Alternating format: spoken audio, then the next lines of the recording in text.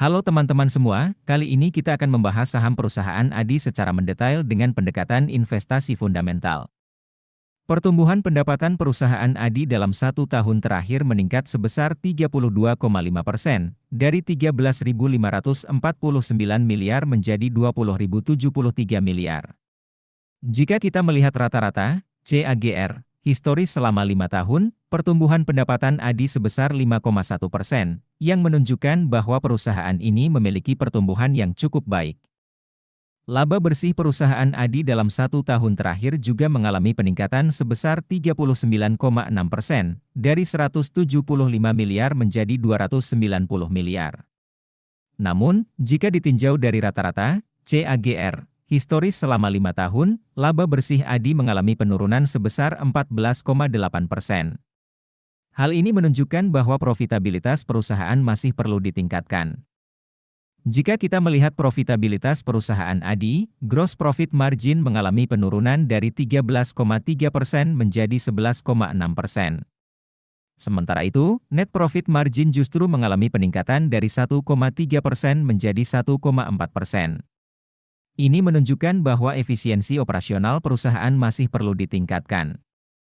Return on asset, ROA, ADI meningkat dari 0,2% menjadi 0,5%. Sementara return on equity, ROE, meningkat dari 1,0% menjadi 2,5%.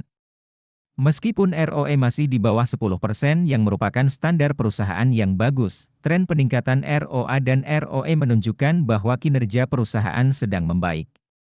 Ditinjau dari sisi kesehatan keuangan, debt to equity ratio, DER, ADI meningkat dari 1,2 kali menjadi 1,4 kali. Angka ini masih di atas 1 kali, yang merupakan batas maksimal untuk perusahaan yang sehat secara keuangan. Berdasarkan penilaian dengan kerangka investasi fundamental ala Warren Buffett, ADI mendapatkan skor 1 dari total 6 poin. Ini menunjukkan bahwa perusahaan masih perlu melakukan perbaikan di berbagai aspek untuk menjadi perusahaan yang ideal bagi investor. Untuk melihat penjelasan detailnya, kalian bisa download aplikasi investor yang linknya ada di deskripsi.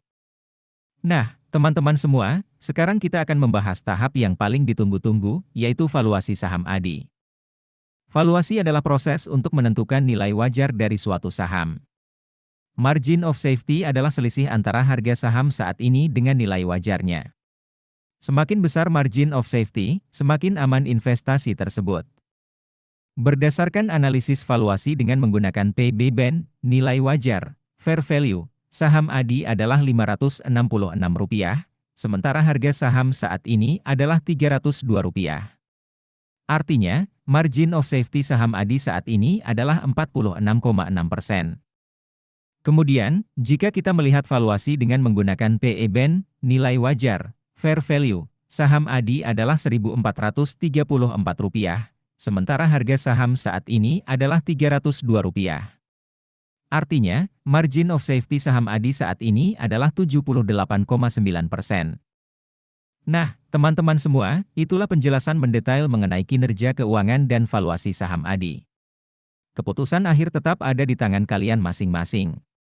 Saya harap analisis ini bisa menjadi bahan pertimbangan dalam mengambil keputusan investasi. Tetap lakukan analisis dan pertimbangkan risiko yang ada sebelum memutuskan untuk berinvestasi.